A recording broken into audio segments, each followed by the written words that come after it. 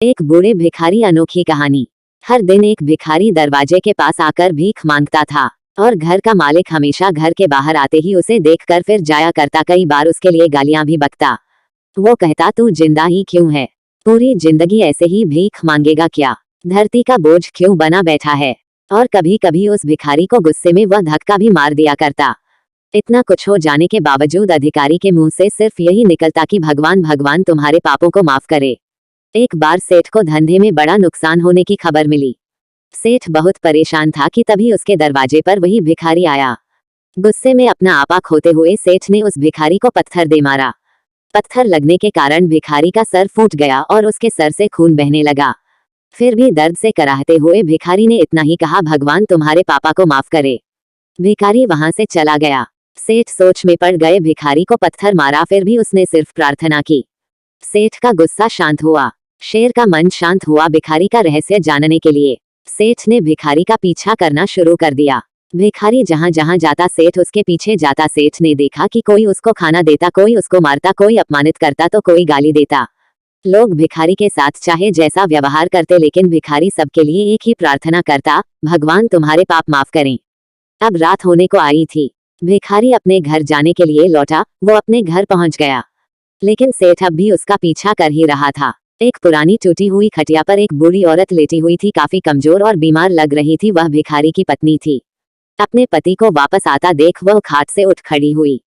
पत्नी ने अपने पति के भीख वाले कटोरे में देखा, उसमें सिर्फ आधी बासी रोटी थी।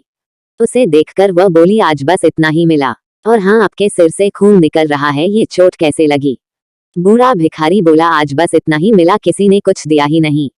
सब ने गालियां दी और एक नए पत्थर भी फेंकना, इसीलिए मेरा सर फट गया। एक गहरी ठंडी सांस लेकर बूढ़ा भिखारी फिर से बोला, यह मेरे ही पापों का फल है। तुम्हें याद है कुछ सालों पहले हम कितने अमीर थे? क्या कुछ नहीं था हमारे पास? हमारे पास हर चीज जरूरत से ज्यादा थी, लेकिन हमने कभी दान नहीं किया।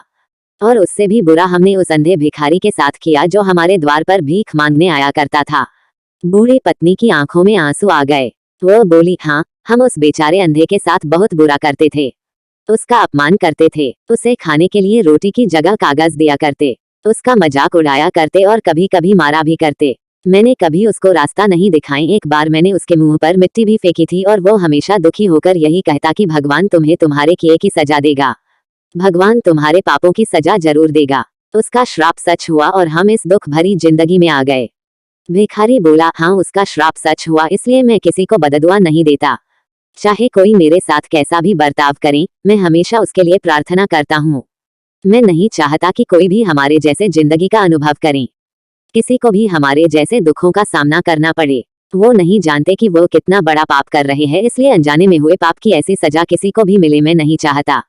सेठ वहीं पर छुपकर यह सारी बातें सुन रहा था। अब उसे सब कुछ समझ में आ गया था। भिखारी और उसकी पत्नी ने वह आधी रोटी मिल बांटकर खाई और भगवान को धन्यवाद बोलकर सो गए। अगले दिन बड़ा भिखारी फिर से भीख मांगने गया। सेठ के घर के पास जाते हैं। सेठ ने पहले से गरम रोटी या उसके लिए निकाल कर रखी थी। उसे देते हुए सेठ विनम्रता से बोला, माफ कर दीजिए बाबा, उसे बहुत बड़ी गलती हो गई। बूढ़ा भिखारी बोला, भगवान तेरा भला करे। इतना कहकर वह आगे निकल गया।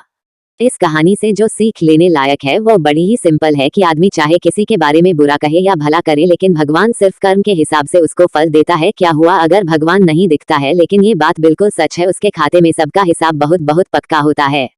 इसलिए जब किसी के लिए कुछ भी करो तो अच्छा ही करो।